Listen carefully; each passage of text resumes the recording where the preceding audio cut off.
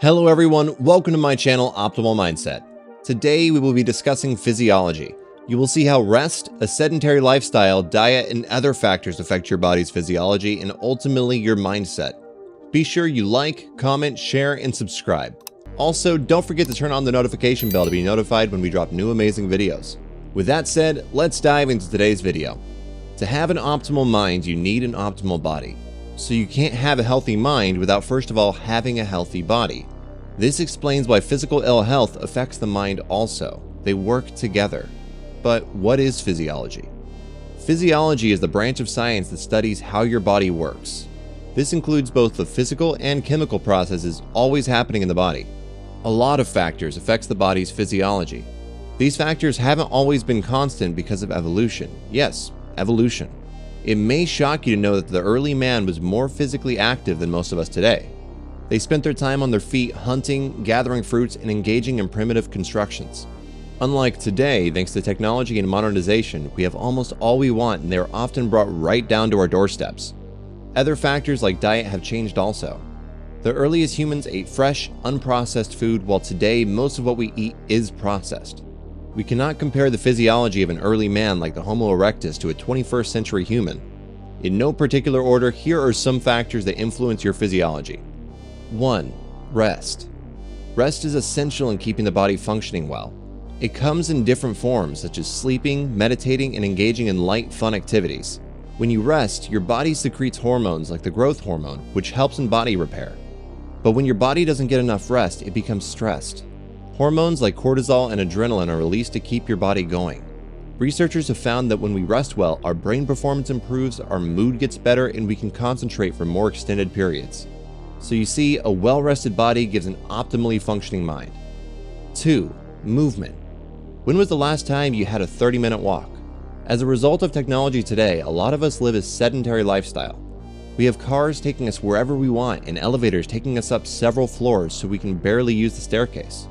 As I mentioned in the early part of this video, our ancestors did not have all these luxuries, so they had to walk miles on their feet. They did this to find food, hunt prey, and explore new territories. Our modernized, sedentary lifestyle has caused adverse effects like heart diseases, high blood pressure, obesity, and depression. We need to become more physically active. 3. Diet. Today we eat a lot of processed foods.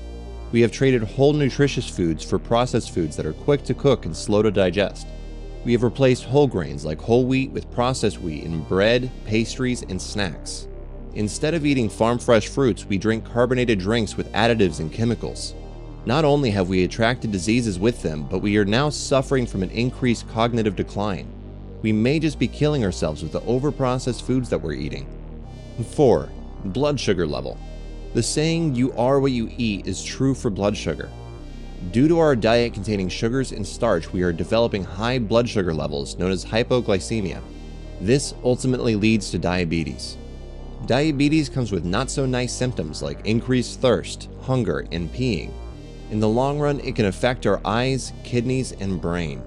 Another type of diabetes is caused by the body's inability to produce insulin, the hormone needed for glucose metabolism, making people with it depend on artificial insulin for life. One way we can prevent diabetes is to monitor our blood sugar levels by watching what we eat and checking it using available monitors. 5. Hydration. We always say that water is life, but how true is this statement? I'll say it's 100% true. People who do not drink enough water get dehydrated, and dehydration leads to tiredness. This is because your body diverts blood flow from your skin to muscles and vital organs. So your skin cannot diffuse enough heat, causing internal heat, ultimately leading to fatigue. The long-term effect this has on your brain is the shrinking of your brain cells. People with prolonged dehydration suffer from memory loss. This is an excellent place to pause and drink a glass of water.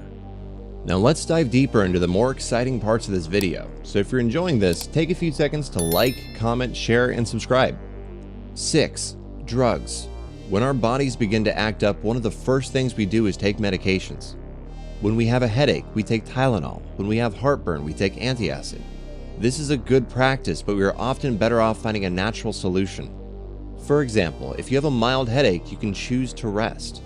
Our body acting up is a sign that it has left its normal physiology. In addition, our bodies have antibodies whose job is to fight aliens. But when they're overwhelmed, we need to get additional help from medications.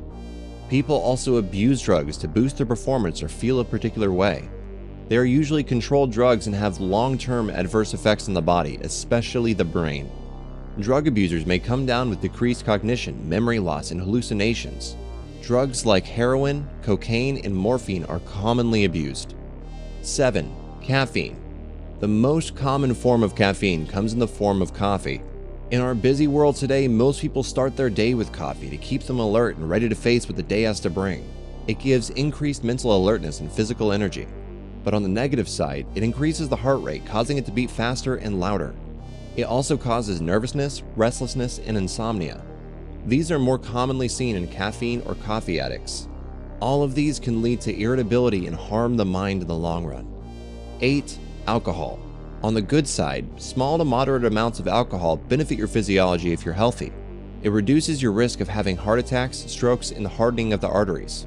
It does this by increasing your good cholesterol. The flip side of alcohol consumption is not good. People who consume large quantities or have other health conditions can suffer from obesity, especially in the belly area. Heart diseases, strokes, liver diseases, and cancers can be part of their problems. You may want to take alcohol in moderation or avoid it totally. In a nutshell, in today's video, we talked about how our physiology, which is how our body functions, affects our mind. We mentioned how the evolution of man has affected his physiology. Some of the factors we spoke about that affect our physiology include rest, movement, diet, blood sugar level, hydration, drugs, both over-the-counter and drugs of abuse, caffeine, and alcohol. I hope that you have learned a lot today. Don't forget to like, share, subscribe, and turn on the notification bell. Drop a comment on what you have learned, and see you in the next video.